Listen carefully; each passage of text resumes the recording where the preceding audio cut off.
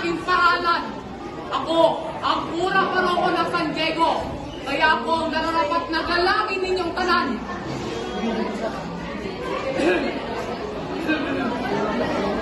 Huwag niyong kalilimutan ang aking kapangyarihan. Abang hindi pa rin kayo naniniwala, ikilastima. Naalala ko pa rin hanggang sa ngayon, ang simula ng lahat ng ginawang kawalang iyan ng Juan Crisostomo Ibarra niyan. Nag-umpisa ang tanan ng minsay nagkaroon ng pagtitipon si Kapitan Tiago. Huwag na natin pag-usapan pa naging pagtatalo namin ng Teniente Ibarra ngayon. Paslupang sumungero, palibhasa ang hinero!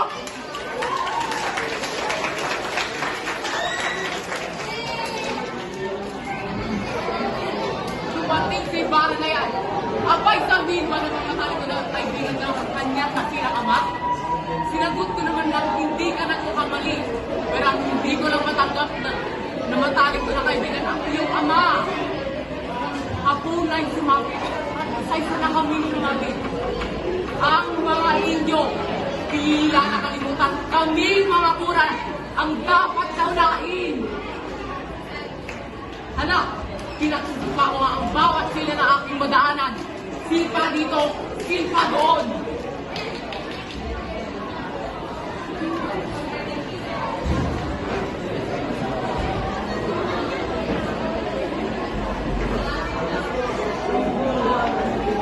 Ito pa, si Padre Sibila, ang lintik at nakipagagawan pa sa akin ng kabisera sa pagkainan. Naturalmente, ako pa rin ang nalaing sa uli!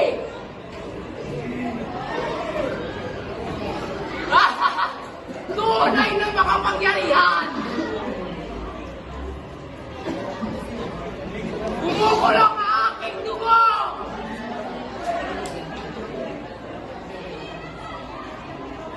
Tama na nga muna ang tungkol sa Ibarang yan. Madako naman tayo sa aking kaibigan na si Pia Alba at ang kanyang asawa na si Kapitan Tiago.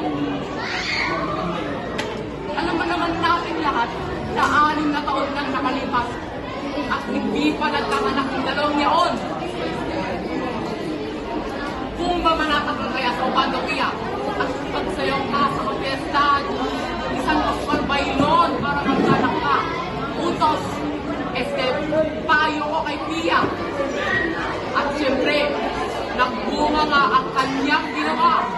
Subalit, siya'y namatay ng buha sa kanilang buwang panganak. Ang aking anak, inaanak, na si Maria Clara, ay sadyang aking pinakamamahal. At hindi ako papayag na mapahagag siya. Ito naman si Ibarra na may nalaman na aking ginawang kabutihan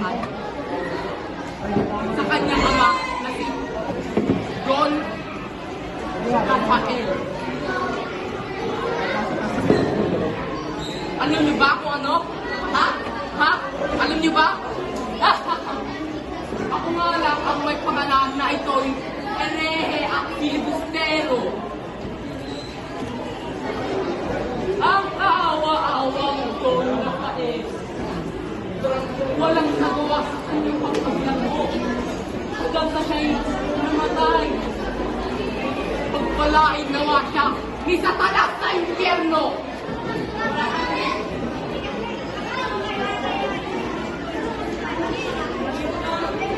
Napakarami ang ginawang kalapastanan sa aking kapangyarihan. Ang Juan Crisostomo Ibarra yan. Ayoko nang maalala.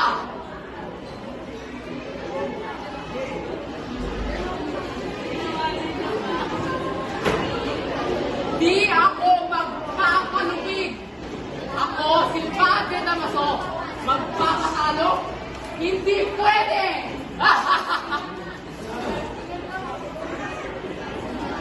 Isip! Isip! Isip! Ano? Sige! Isip pa! Aha! Aking kapit pagkakadulo! Ako'y bibintangan ko siya na usang na kitang magaganap na rebelyon. Manda ka na, Ibarra, dahil sumusunod ka na sa iyong ama. Magkikita na kayo sa impyerno, sa uli! At yun, natupad ang aking plano gaya ng aking hinihiling. Nakulong si Ibarra! Maraming